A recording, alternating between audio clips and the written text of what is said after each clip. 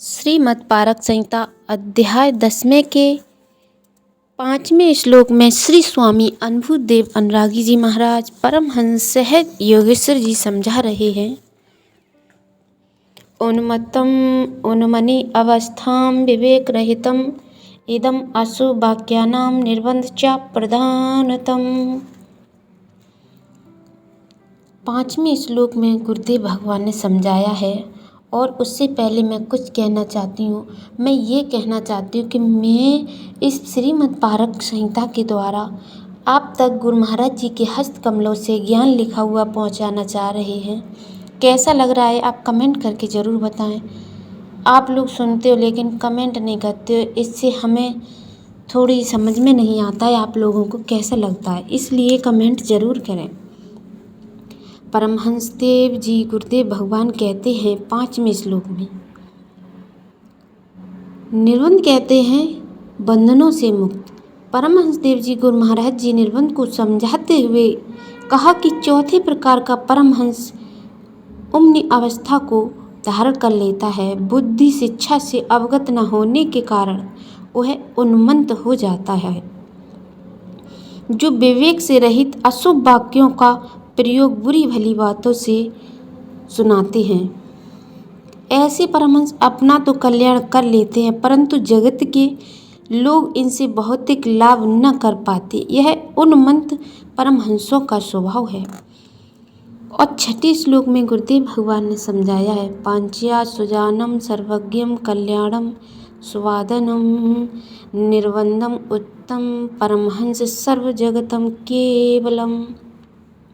संत शिरोमणि सद्गुरुदेव ने परमहंस स्वभाव का परिचय देते हुए कहा कि हे निर्बंध, 5वां परमहंस सुजान नाम का होता है, जो सभी विद्याओं से पारंगत हो, सबका भेद जानता हुआ जगत के कल्याण के लिए अपने मुख कमल से सुंदर ज्ञान विज्ञान एवं योग से युक्त वाक्यों को सुनाता है। ऐसा सुजान परमहंस संसार में अकेला ही काफ़ी है।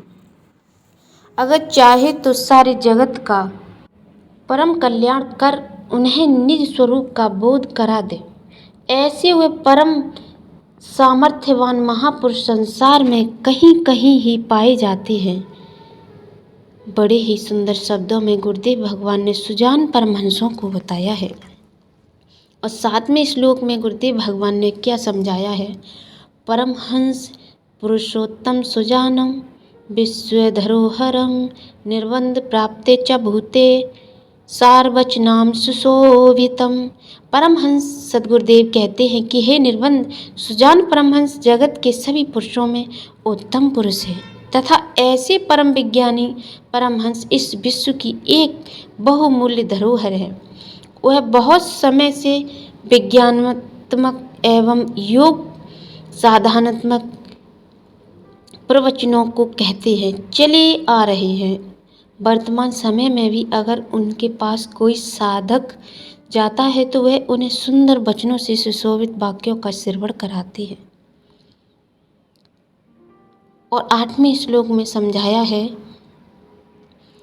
परमहंसम निअक्षरम वर्ण्यभ्य पुरुषोत्तम अक्रिया ध्वनियत करास्यतम निर्बंधम परम। श्री गुरुदेव भगवान कहते हैं कि हे निर्बंध, सुजान परमहंस सभी विद्या एवं 52 अक्षरों से अलग निअक्षर ध्वनि में मकर तार का सहारा लेकर बिना किसी क्रिया के ही उस परमात्मा का वास्तविक स्वरूप जान लेते हैं। वही पुरुषों में पुरुषोत्तम नाम से कही गई है। गुरुदेव भगवान ने निअक्षर ध्वनि की महिमा को भी बताया है, उस महिमा के गुणगान बताया है। उसके नियमित रूप चलने से हमें गुरुदेव भगवान उस पुरुषोत्तम परमात्मा से मिला देते हैं, साक्षात्कार दर्शन कराते हैं।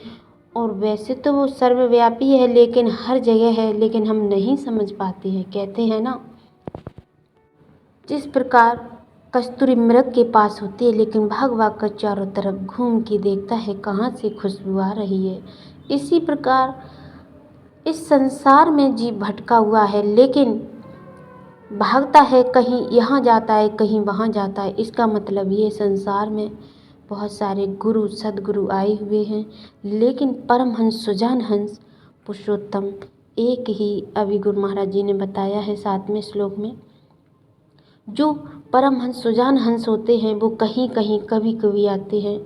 इसीलिए कहते हैं कि उनकी पहचान हमेशा वो कुछ ना कुछ छोड़ते। अगर भगवान देखे नहीं हैं तो अकल से तो हम जान सकते, क्योंकि संसार में हर प्रकार के गुरु सदगुरु हैं।